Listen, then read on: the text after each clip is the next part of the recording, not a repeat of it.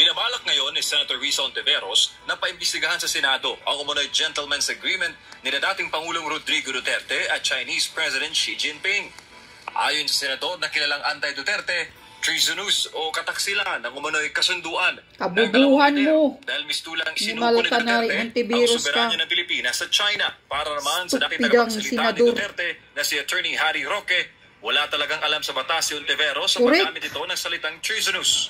Sa salita na naman, habang sabi niyo antivirus, treason daw yung ginawa ng presidente na gumawa ng paraan para hindi matigil ang pagde-deliver ng tubig at pagkain sa ating kasundaluhan. Kaya nga. Unang-una pwede ba? Mambabatas ka naman.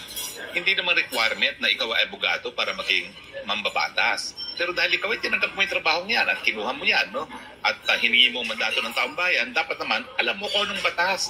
Ang treason po, hindi po pwedeng magkaroon ng treason kung walang gera. Punto pa ni Roque, dahil walang gera, walang treason na nagaganap.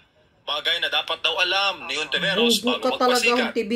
Ibig sabihin, yung treason po ay isang war crime na, hindi po war crime, but it can only be committed in times of armed conflict. Lahat po ng magbasa ng revised penal code alam na wala pong treason kung walang gera. Kasi yung treason nga, sa panahon ng gera, kumikiling ka sa kalaban. So, Senator, sana naman, maski hindi kinakailangang maging abogado ang Senador, alamin naman natin ang batas. Kasi paano ka makakagawa ng batas kung hindi mo alam kung ano yung kumikiral na batas. Nilinaw naman ni Roque na inilakad noon ni Duterte kay President Xi na magpatuloy ang delivery ng pagkain at supply sa mga sundalong nakastasyon sa PRP Sierra Madre. Ginagawa lang ni PRRD ang tama noon. Na bawal magdala ng construction materials sa Pilipinas sa PRP Sierra Madre. Kaya bawat dala ng construction materials, pinobomba ng tubig ng Chinese Coast Guard ang resupply boats ng Pilipinas. Ang realidad, kung hindi talaga nagdala ng construction materials sa loob ng 6 na taon sa panahon ni Presidente Duterte, matagal na sigurong lumubog yan. Ang pagkakaiba noon at ngayon, dinidiskartehan nga po. Ngayon, linalantaran. Bakit?